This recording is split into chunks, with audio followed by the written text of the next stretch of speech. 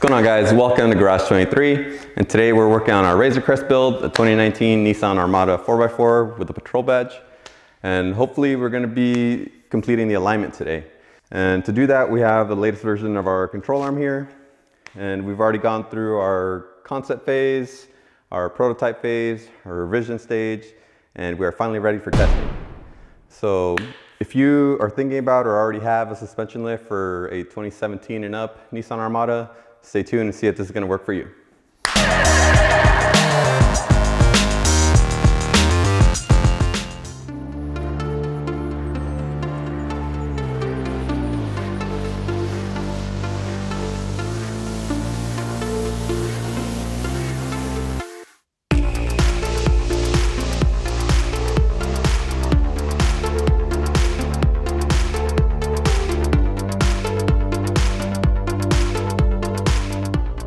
All right, so now we're ready to begin our alignment, and the first step is going to be to correct our camber. And to do that, we need to know how much camber we actually have. So I bought this nice little digital angle gauge on Amazon. Amazon's too convenient, man. Do you guys resort to buying everything from Amazon now? I made this little piece of angle iron with a little base welded to it to hold it, because the bottom of it's magnetic. And I just made sure extra carefully that this is exactly 90 degrees relative to this surface. And I also checked this surface with the machined level, and it's really freaking close. So it's good enough for this anyway. So we're gonna measure our camber by putting it against the wheel. And we have 1.4 degrees. The only negative of this gauge so far is that it doesn't tell you negative from positive. It just gives you a number. So if we move this out this way, try to find 0. Yeah, so that's gonna be 1.4 negative degrees. Now to check the other side. We've got also 1.4. This is 1.4 positive though, because if you see, if we take the upper edge away, the number gets higher. So essentially both tires right now are kind of tilted this way. So it's a good basis to start from, so now we can get to adjusting everything and see if we can get it both to 0. All right, so just loosening the locking collar on this.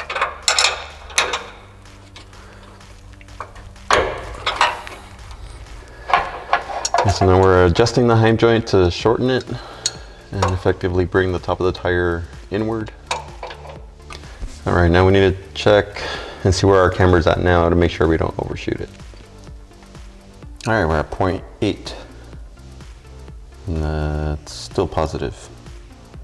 So we still got a little bit more to go.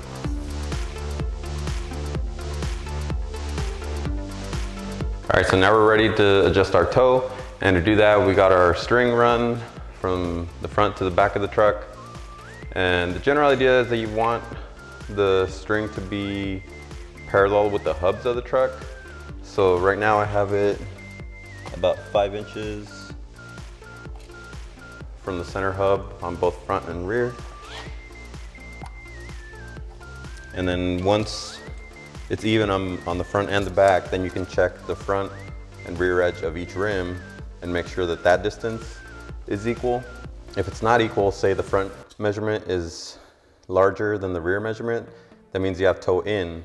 So the front of the tire has to come out a little bit to be parallel with the string.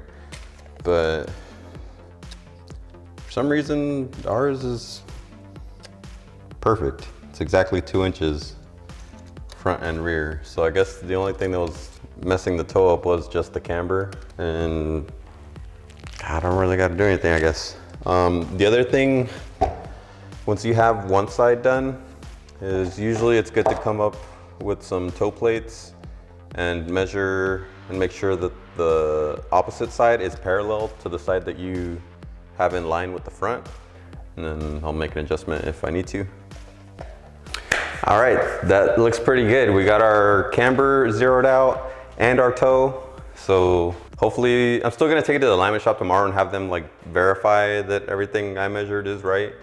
I'm still a little iffy on the toe measurement just because, yeah, I never dealt with tires this big, and they deform a lot more than the tires like on a smaller car, so I'm not 100% sure, but it looks really close to 0 right now. The only thing I'm not quite happy with is the eccentric bolts. The stock ones for the toe adjustment are pretty much maxed out. So, I mean, it's zeroed out, so that should be where they need to be, but it would be nice to have a little bit of adjustment either way with those left, but we'll have the alignment shop verify that and see if we need to make another revision or just adjust them. The upper arms still have a little bit more negative to go, so we might be able to just bring the camber in from the top and then also bring it in from the bottom to keep it level. That should give us more adjustment on the stock eccentric bolts on the toe. So let's see. And we're also getting some new tires tomorrow because these, as you guys saw, are just toast.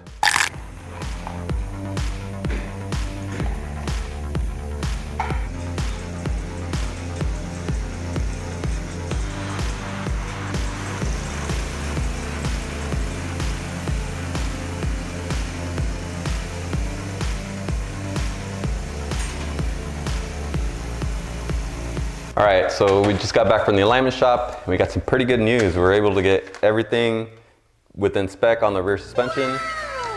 We started out pretty bad.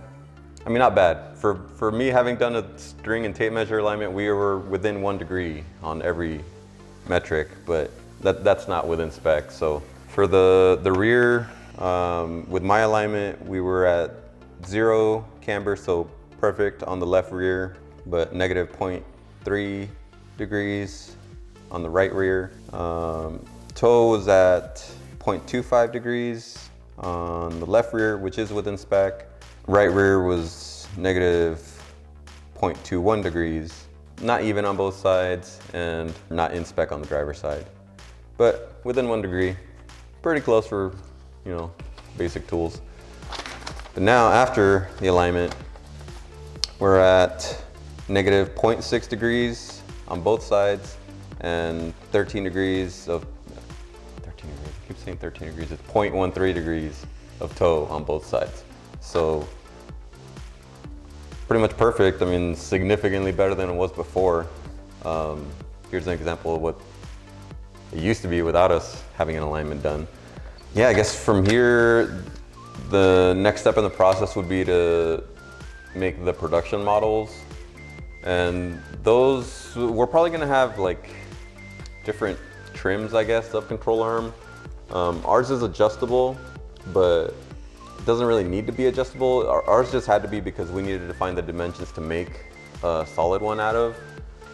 So I think we can offer an adjustable one. It's probably gonna be the most expensive one, but if that's what you want, we can make it. We'll probably have a middle one with Heim joints at the back. That one won't necessarily be adjustable. I mean, all Heim joints have some adjustment, so it'll be similar to the Dirt King ones where if you have an idea of what you need to do, you can adjust it a little bit, but it won't be adjustable on the vehicle. And then probably the entry-level one just with like polyurethane bushings and just standard tubing. Probably still have the uniball because that makes it easier for us to fabricate it. So from here, I guess we just need to know how many of you guys are actually interested, like how many of you guys would buy this, and from there we can, I guess, get an idea of if we need to get, you know, Dash Off Road involved in the production, and yeah, we just need an idea of like how many we need to make basically. So be sure to keep an eye out for a thread in our community posts, in the comments down here, and in the 2017 and up Armada Facebook group. I'll probably post something in there. I should add that this is gonna be for around 3-inch lifts. Like I said, this is an Ironman 4x4 suspension lift, and they have it advertised for 1.5 inches. And this is one of the things that kind of complicates it because that's 1.5 inches of lift for a Patrol. And a Patrol is already an inch taller than an Armada. So for us, that translates to about 2.5 inches. But some people are saying that Armadas are actually lighter than Patrols also. So you end up with 3 inches of lift or more. I can't really compare it to a Patrol, but I can tell you guys that our ride height is 40 inches.